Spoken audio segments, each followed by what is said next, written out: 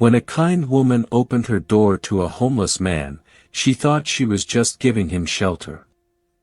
But days later, a discovery inside her own home revealed he was someone far more important than she ever imagined. This is a story about compassion, about trust, and about how one act of kindness can unveil truths we never saw coming. Her name was Margaret Chen. 63 years old. A widow of 7 years. And every evening, like clockwork, she would sit by her kitchen window with a cup of chamomile tea, watching the neighborhood settle into the amber glow of twilight.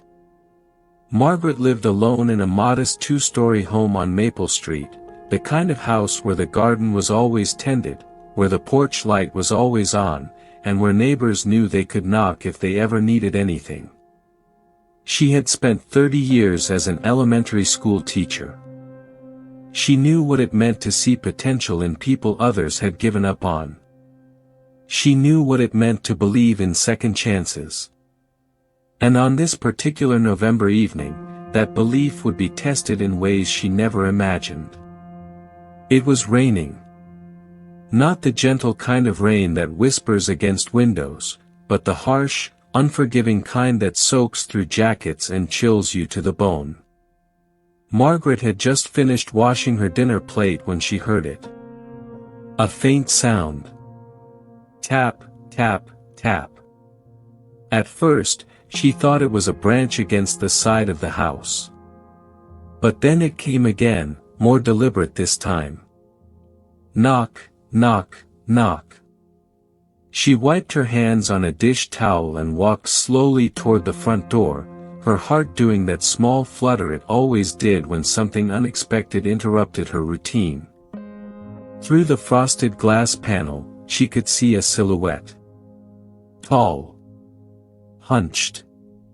Trembling. She opened the door just a crack, leaving the chain lock in place. Standing on her porch was a man. Mid-50s, perhaps older. His clothes were drenched, hanging off his thin frame like rags. His face was gaunt, shadowed by exhaustion and something deeper resignation. "I'm sorry to bother you, ma'am," he said, his voice barely above a whisper. I was wondering if you might have any food you could spare. Or maybe just a dry place to sit for a few minutes." Margaret looked at him. Really looked at him. His eyes, those tired, weathered eyes, held something she recognized. Not danger. Not deceit. Just defeat. Sometimes, we meet people at the crossroads of their desperation. And in those moments, we have a choice. We can close the door and return to our warm, comfortable lives. Or we can step into the discomfort of compassion. Margaret Chen chose the latter. "Wait here," she said gently. She closed the door, removed the chain, and opened it wide. "Come in. You'll catch pneumonia out there." The man hesitated, as if he couldn't quite believe what he was hearing. I don't want to impose." "You're not imposing," Margaret said firmly. "Now get in here before you freeze." He stepped inside, leaving a small puddle on her welcome mat. She handed him a towel and gestured toward the living room. "Sit. I'll make you something hot to eat." His name, he told her, was David. Just David. No last name offered, no background story shared beyond fragments. He had been on the streets for 3 years. Lost his job. Lost his apartment. Lost contact with family who had long stopped answering his calls. Margaret didn't pry. She had learned, over decades of teaching children from broken homes, that people reveal themselves when they're ready, not when you demand it. She offered him the guest room. Just for a few nights, she said, until the weather cleared and he could figure out his next steps. David was hesitant. Ashamed, even. But the cold outside was merciless, and Margaret's kindness was persistent. He stayed.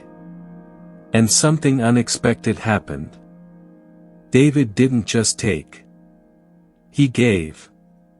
Every morning, before Margaret even woke up, he was outside tending to her overgrown garden. He fixed the broken gutter she'd been meaning to repair for months.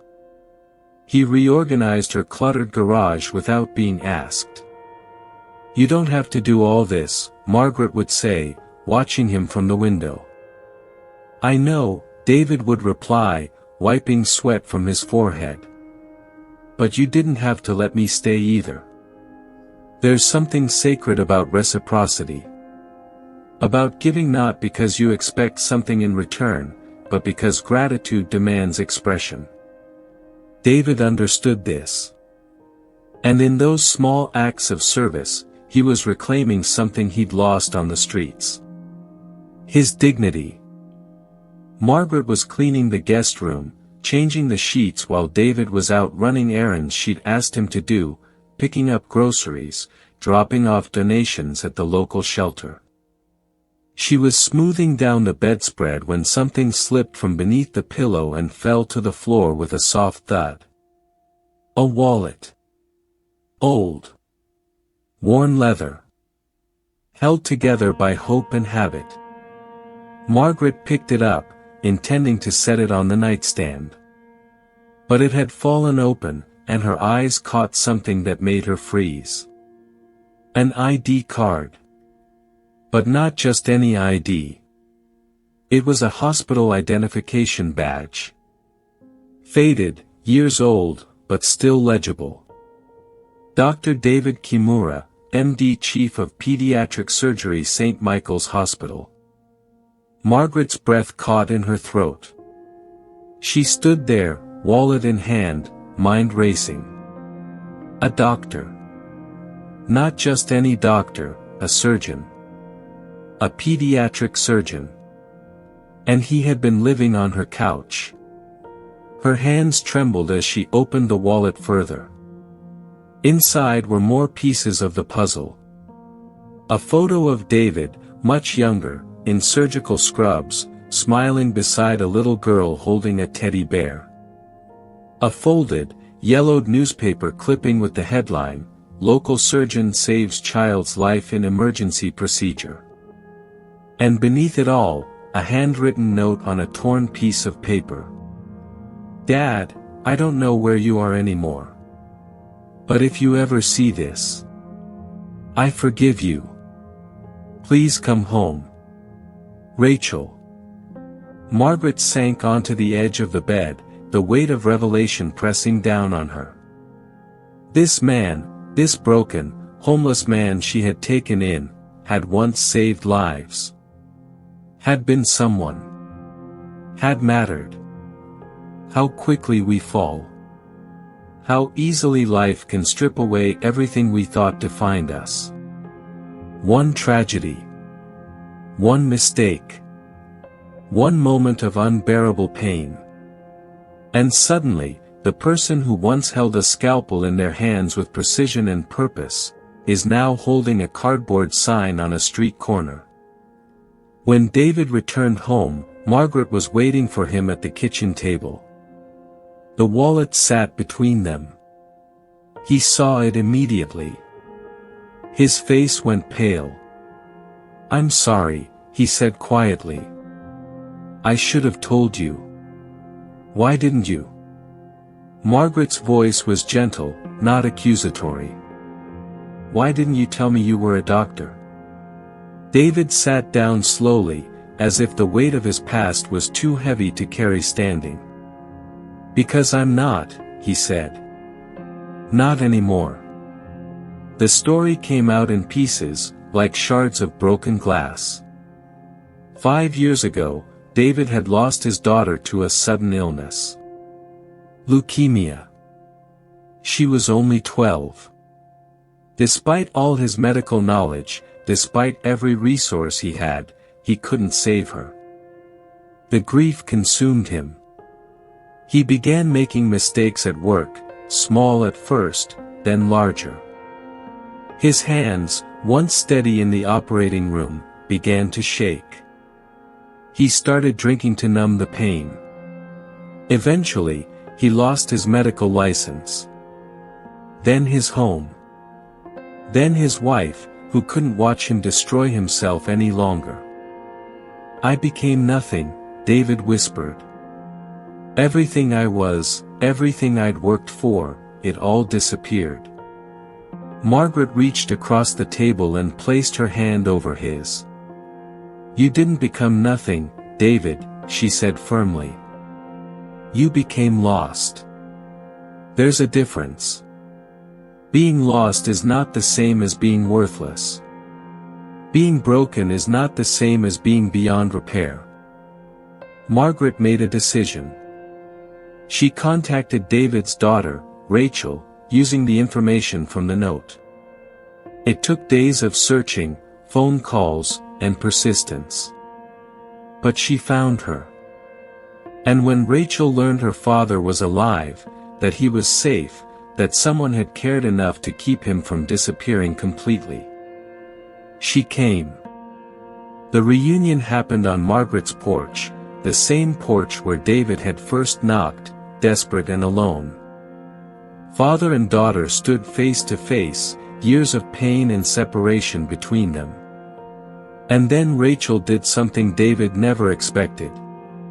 She stepped forward and wrapped her arms around him. "I missed you, Dad," she whispered. "I missed you so much." David broke. All the walls he'd built, all the shame he'd carried, came crashing down. He held his daughter and wept, not tears of despair, but tears of redemption. 3 months later, David enrolled in a counseling program. He began attending support groups for grief and addiction. He moved in with Rachel and her family, slowly rebuilding the relationship he thought he'd lost forever. He never returned to surgery. But he did return to medicine, volunteering at a free clinic for homeless individuals, offering care to people who reminded him of the man he once was. And every week, without fail, he visited Margaret. They would sit on her porch, drinking tea, watching the sunset, talking about second chances and the mysterious ways grace finds us. Margaret thought she was just offering shelter to a homeless man.